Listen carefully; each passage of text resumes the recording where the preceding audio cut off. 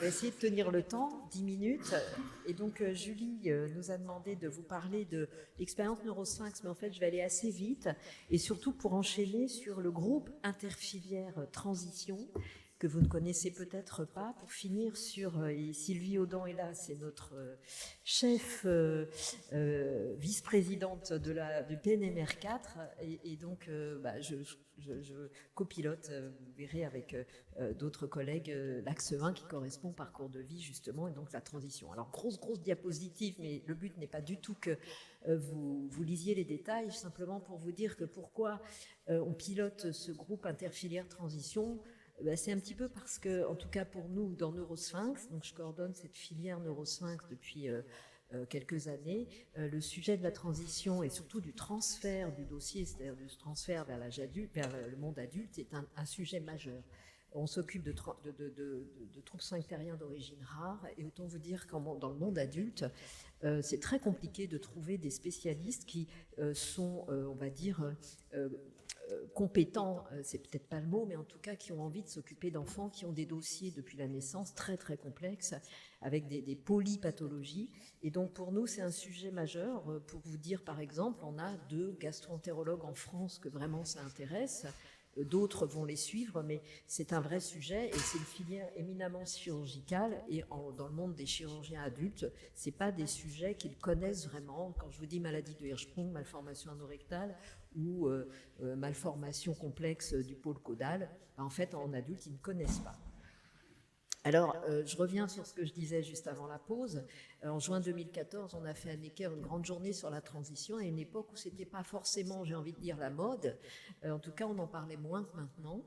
Et à la fin de ce topo, de cette journée de rencontre très riche, la personne des pièces jaunes s'est levée et a dit on va financer des espaces, comme je vous disais tout à l'heure. Donc c'est comme ça qu'est née la suite que Nizar Malawi, comme vous l'avez dit, coordonne, et qu'au même moment, dans les filières, se montaient des groupes en interfilières, et l'idée était vraiment de ne pas refaire la roue systématiquement dans chaque filière, mais de partager tout ce qu'on faisait.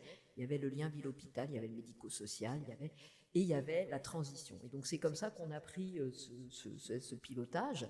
22 filières sur les 23 participent. La dernière, c'est Filsan, et c'est la maladie de Charcot. C'est vrai qu'ils se sentaient moins concernés à l'époque, mais peut-être que maintenant ils vont nous rejoindre aussi. En tout cas, c'est un groupe très actif qu'on réunit 2 fois par an dans un comité de pilotage, mais qui a des actions, et je vais vous montrer pour que vous ayez une petite idée. La première chose qu'on a faite, et j'oublie pas de parler, donc je vous promettais tout à l'heure la carte de France qu'a fait Ségolène des espaces transition, tous financés en partie par les pièces jaunes, avec des financements locaux. Et donc, effectivement, une partie à Paris, mais pas uniquement, puisqu'il y a Bordeaux, il y a Marseille, il y a Lyon, et c'est d'espaces donc ouverts, en général aux enfants suivis dans l'établissement, mais je pense qu'on peut aussi imaginer qu'il y ait des enfants des ados qui viennent d'autres établissements de suivi. Alors la première chose qu'on a fait dans le groupe interfilière, et vous pouvez y accéder sans aucun problème, c'est de faire le point d'ensemble de toutes les actions qui se font sur la transition, en tout cas on essaye dans les maladies rares de nos filières, avec un annuaire des médecins correspondants dans chaque filière, des livrets, des actions éducation thérapeutique. Donc sur ce site que Ségolène tient à jour, en tout cas elle essaye, qui en ligne et consultable. Et puis, on a commencé aussi à faire des actions, comme vous l'avez dit, Dr Dulac, sur des rencontres en région qui ont commencé il y a plusieurs années, pilotées par Fimato. Et donc, la dernière, j'allais faire la pub, mais il ne faut peut-être pas trop la faire beaucoup, parce que si c'est plein, à Toulouse, la semaine prochaine. Ces rencontres qui ont énormément de succès, avec souvent des thématiques. On essaye, en tout cas Ségolène, de se rendre disponible, mais pas toujours. Après, c'est local, à Marseille, à Lyon, à Angers, et donc à Toulouse très prochainement. Ça a beaucoup de succès. L'idée est vraiment de partager. On voit bien que c'est compliqué d'avoir les informations les uns les autres, et de partager vraiment tout ce qui se fait au niveau de la prise en charge des ados et des jeunes adultes. Alors, d'autres actions qui ont été faites, et vous verrez sur le site, il y en a d'autres, ça a été les e-learning. Le premier qui s'y est collé, c'est la filière Firando sur l'endocrinologie. Philippe Touraine, Michel Pollack ont vraiment un modèle avec Jump, cette plateforme de la pitié, et 300 participants de mémoire qui ont été inscrits sur un e-learning en ligne. Nous, on s'y est mis aussi dans les malformations anorectales. Ça valide le DPC au passage, donc c'est pas mal pour les gens qui... parce que c'est un cursus, entre guillemets, de plusieurs heures. Et puis ce podcast, on commence la saison 3, consultable gratuitement, avec des témoignages, avec l'idée vraiment de faire connaître cette période de transition et de transfert, avec bien sûr comment dire, la collaboration des associations de patients, bien sûr. D'autres actions en éducation thérapeutique, vous connaissez peut-être ce sujet qui nous a occupés alors pendant le Covid, on a beaucoup travaillé sur les 5 dimensions de la transition. L'idée était de donner un kit pour les personnes qui voulaient faire de l'éducation thérapeutique, un kit entre guillemets avec des compétences type à acquérir. Alors là, c'est juste le visuel, mais c'est des pages et des pages pour tous ceux qui veulent monter des ateliers pour les jeunes ados.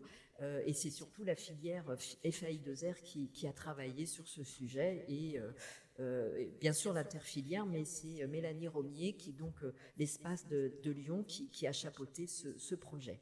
On en a parlé, l'application de la suite, alors qui est en cours de mise à jour parce qu'elle est, vous verrez, enfin, elle est très buggée, on va dire, pour l'instant, mais c'est aussi l'idée de l'éducation thérapeutique et donc de l'autodétermination et d'aider ce jeune à s'auto-déterminer pour prise en charge de ses pathologies. D'autres événements fédérateurs, c'était un premier colloque en 2018, 120 participants à la Pitié. 2023, un colloque, toujours par groupe interfilière, 300 participants, et plus récemment, peut-être vous avez participé à ce colloque qui faisait suite au colloque européen avec Philippe Boone d'ailleurs, il y a un mois, à Jussieu, avec 200 participants environ.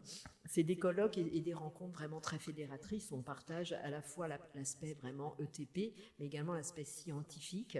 Alors c'est vrai qu'il y a assez peu de publications vraiment sur nos maladies rares, mais des recherches quand même assez actives. Vous pourrez aller voir parce qu'on a un replay sur YouTube de cet après-midi dédié.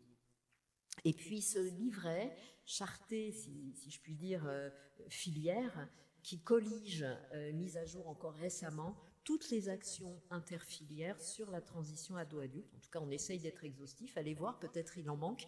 Et dites-le nous, parce qu'on la met à jour. On a un comité éditorial en interfilière qui permet justement de mettre à jour tous ces documents. Il y en a d'autres sur la génétique, sur les PNDS.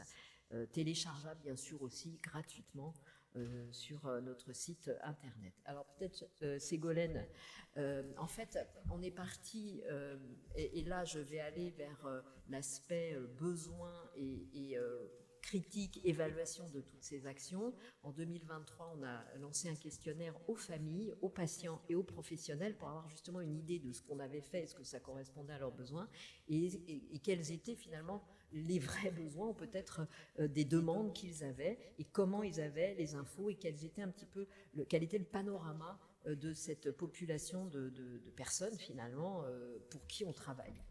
Donc, qui a répondu? 128 répondants, ce qui était quand même pas mal, à travers donc les associations de patients. Et qui était principalement, étant donné qu'on avait collaboré avec les espaces transition sur le précédent colloque, il y avait principalement des patients malades rares qui avaient répondu à cette enquête.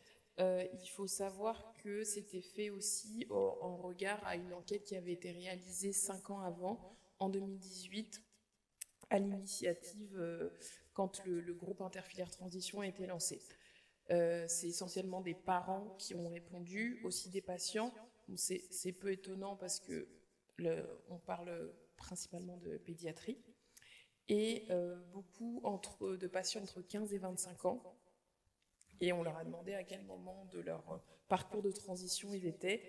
Et la plupart n'avaient pas démarré ce parcours. Est-ce qu'ils avaient déjà entendu parler de la transition? Alors, pour la plupart des patients, ils en avaient entendu parler, mais 25% n'avaient pas une idée précise de ce que c'était. Donc, on peut se dire 75,8% c'est important, mais moi, je trouve ça énorme de savoir qu'il y a encore une grosse partie de patients qui ne savent pas de quoi on parle, alors qu'on en parle apparemment depuis 20 ans. L'information, ils la trouvent généralement avec les associations de patients, sur Internet, les équipes paramédicales, les filières de santé maladies rares. Après, c'est peut-être un biais parce que l'enquête venait des filières de santé maladies rares. Et donc, après, moi, je trouve ça un peu dommage que les médecins référents, ce soit ce qui reviennent le moins. Mais il y a peu de patients qui ont reçu une information spécifique. Pour la communication, donc comme ce qu'on disait tout à l'heure, les patients, ils reçoivent beaucoup d'informations, mais comme aujourd'hui, via les sites internet, les réseaux sociaux, mais les espaces de transition sont un levier à utiliser parce qu'ils reçoivent énormément d'informations. C'est des endroits où on prend plus le temps, peut-être qu'en consultation. Ensuite, on les a interrogés sur les outils filières parce qu'on essaye de développer beaucoup d'outils au sein du groupe interfilière. Parfois, on a l'impression que c'est des super idées, mais ce n'est pas forcément utilisé par les patients. Parmi les outils qui sont proposés aux patients, ce qui était le plus revenu, c'était donc les journées de transition qui se déplacent sur tout le territoire français. Donc, et puis on voit là, il n'y a plus de place, donc c'est super. Et puis, on a fait aussi un questionnaire auprès des professionnels de santé. Là, on avait eu 54 répondants. Il y a 5 ans avant, on n'avait eu que 21. Donc, il y a déjà une progression sur le fait que les professionnels se sentent plus impliqués sur la thématique de la transition. Ils sont plus acculturés, plus sensibilisés. C'est déjà un bénéfice. Mais ce qui ressortait aussi de ces enquêtes, c'est que les problématiques restent les mêmes, des problématiques de coordination et de transfert. Et on avait demandé aux patients de nous citer les spécialités transversales dans lesquelles ils souhaitaient qu'on soit plus opérationnel en termes de réseau. Et c'est surtout la gynécologie, la psychiatrie et les MPR qui sont revenus. Et pour finir, on aboutit sur l'axe 1, qui est l'axe 1 parmi les 4 axes du plan maladie rare numéro 4, qui est dédié au parcours de vie. Et là, on va parler des transitions, et des transitions avec un S. Toutes les transitions de vie, que ce soit ado-adulte, vieillissement, mais également grossesse, et pourquoi pas d'autres transitions. Et avec un groupe de travail qui a commencé à travailler en préliminaire du PNMR4 et qui maintenant se remet au travail. Un groupe avec Christophe Verny, Christine Perron et Cécile Fougeol pour les associations de patients. Et donc la synthèse et la base de travail de ce groupe, c'est d'aller essayer de dégager des axes de perspective de travail sur des sous-groupes à travers ce groupe, sur les réseaux et le transfert. Je disais en préliminaire l'importance du transfert, mais pas que hospitalier, mais également sur la ville. On a identifié les communautés pluridisciplinaires, les CPTS en ville, mais peut-être aussi les DAC peuvent être des leviers intéressants pour coordonner la prise en charge de ces patients en ville, qui ne soit pas uniquement hospitalo-centré. L'éducation thérapeutique est effectivement un levier extrêmement intéressant quand on parle de transition, mais également de transfert pour les jeunes adultes, avec aussi le développement de l'IETP. Et puis le sujet, je pense, majeur, c'est du transfert du dossier du patient, qui actuellement, en tout cas dans certains domaines, est un vrai sujet et qui peut passer à travers mon espace santé. DRCP de transition ado-adulte dédié, pourquoi pas, et avec des médecins de ville aussi, pourquoi pas.